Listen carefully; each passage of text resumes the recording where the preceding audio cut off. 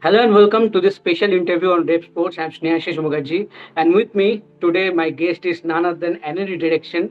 She is someone, I think, for me, one of the exciting prospect and talent in world cricket. I will say, not in women's cricket particularly, and she is someone who have won the ICC Emerging Player of the Award in women's cricket in 2024. First South African woman to do so. So that speaks a lot of volume about her capability. So Annerie, welcome to the show. And ahead of the World Cup, we know that you guys are now in Pakistan, a big series ahead of the World Cup as a preparation. So first of all, I will love to ask you how about the condition there? It's humid, hot. How you guys, dealing with the temperature there in Pakistan?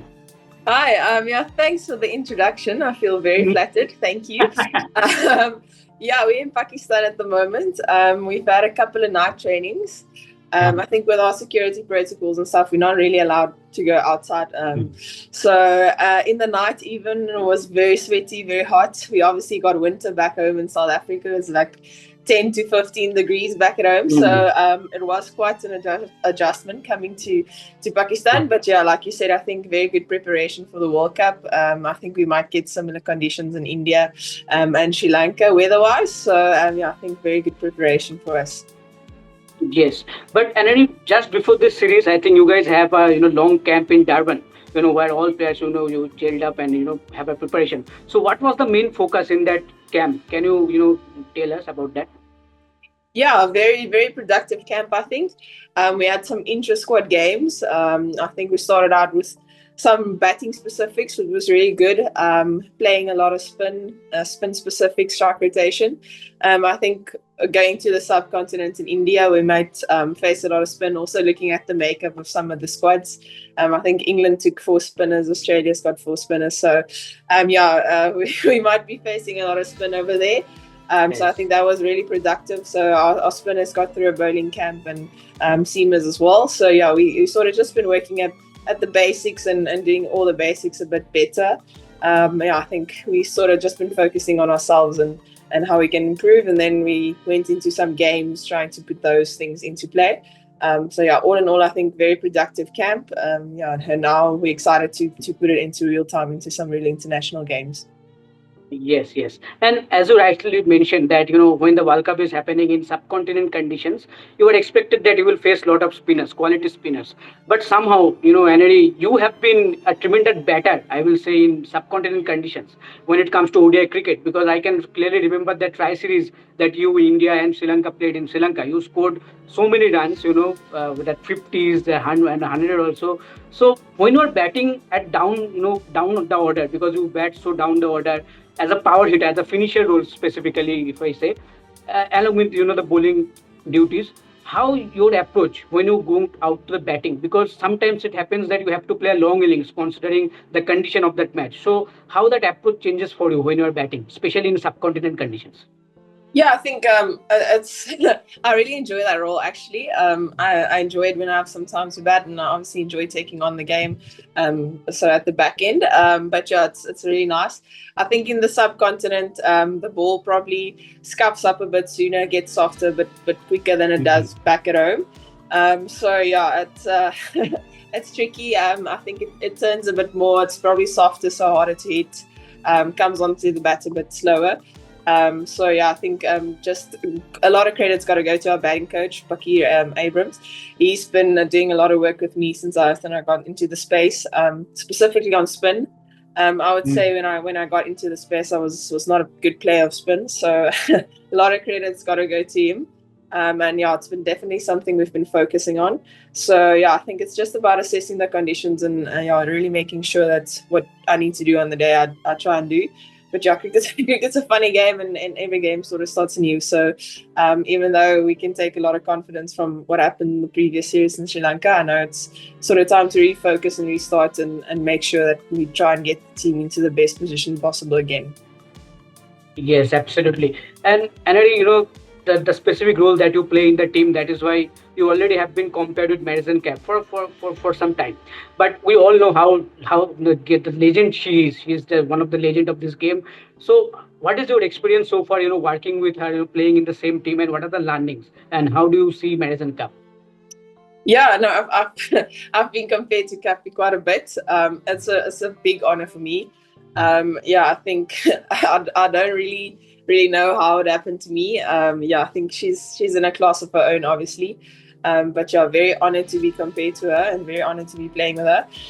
She's been very kind to me. She's sort of taken me under her wing and yeah, given me a lot of advice and stuff. Even on that camp we just had, I was batting with her. And, like, it's really nice. She's got so much experience, so she's sort of able to predict what the bowlers are going to do, and yeah, she's really good at assessing conditions. Even with the bowling, I think I've been like going through a bit of a rough patch with the bowling lately.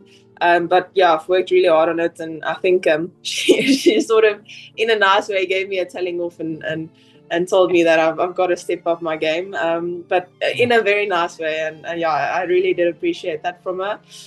So yeah, I think she's very experienced. We're very willing to share knowledge with the youngsters, and yeah, I think we are extremely fortunate to have her in our side, and yeah, I'm very grateful and very thankful for everything that she's done so far. Yes, absolutely. And I mean, for a youngster like you, I think support from the captain is very much needed in a team, especially in the initial stage. So, what one Laura Ulbert, how she has been helpful for you? Yeah, Wolfie is actually, she's been one of my heroes as well growing up. I think I still very distinctly remember like on the cover of a magazine when I was younger. Okay. So yeah, she's definitely been a big hero of mine. And yeah, now I'm unfortunate, I think, to call her a friend. She's been very kind. She thinks about the game way in advance. She's very good strategically.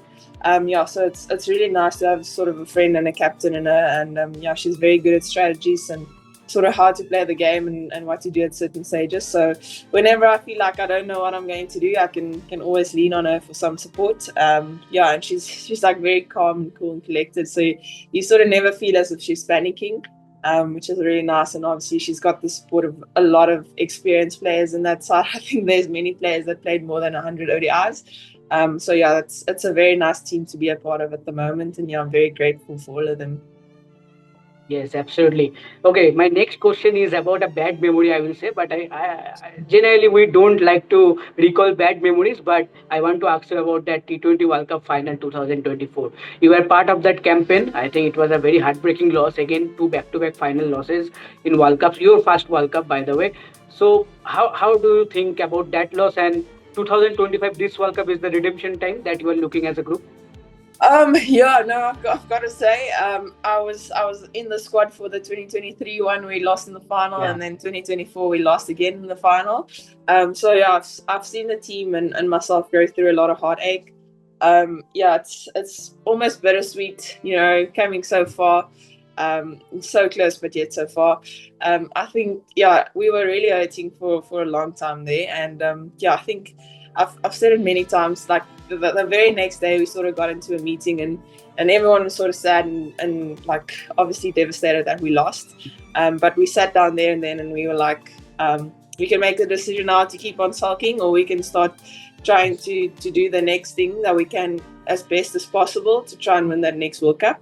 Yeah, and right then and there we decided to try and do everything we can to win that next one. So that's definitely been our focus. It's an ODI World Cup now, it's a different format. I think we've only made the semi-finals, if I'm not mistaken. So, yeah, I think that first hurdle would be to try and get into the final, and then definitely to try and win it. Our men has now set a nice template with winning that ICC Maze. So, yeah, hopefully we can also add to the trophy cabinet of CSA. Yes, absolutely. And by the way, South Africa have been one of the most consistent teams across men's, women's, and under age group tournaments also in recent times. So hopefully, a big tournament waiting for you guys. My last question regarding World Cup, Annerie, that as you mentioned that you have to play in India also, and for two matches you have to go to Sri Lanka also. So because and what I saw in the schedule that after playing in Sri Lanka, I think you are going to play against Sri Lanka and against Pakistan in Sri Lanka, and then you have to back in India to face Australia in your last group game. So how challenging that will be? Do you think that will be very challenging because of the travel and everything, considering the opponents? Yeah, I don't know. It might be. I think we were very fortunate to be in Sri Lanka earlier this year, so we sort of got a feel for the conditions. Obviously, Sri Lanka is going to be tough in their own conditions, and Pakistan as well. And then Australia has obviously been dominant in world cricket for very long. I'm I'm gonna be honest. I haven't looked at the schedule and how much days in between and stuff like that. But yeah, I think credit to the ICC. Their travel arrangements and logistics are normally pretty good. So I think they'll look after us really well, and we'll be in and out quick fast. So yeah, hopefully it doesn't have too big an impact. And yeah, definitely not an excuse. Anything we can use. We'll definitely do our best to recover and be ready for that next game. Absolutely. Okay, my last two questions, Annerie. Apart from Marizanne Kapp and Laura Ulbert, as you mentioned, any other players, respective men's and women's cricket, that you have inspired of?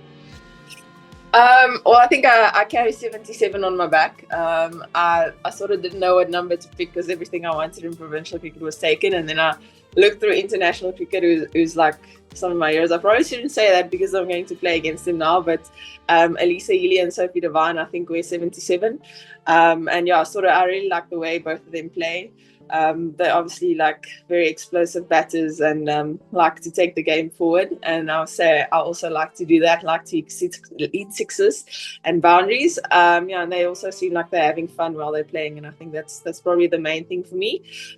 So definitely looked up to them, and then obviously I must say I really looked up to all the South Africans when I was younger.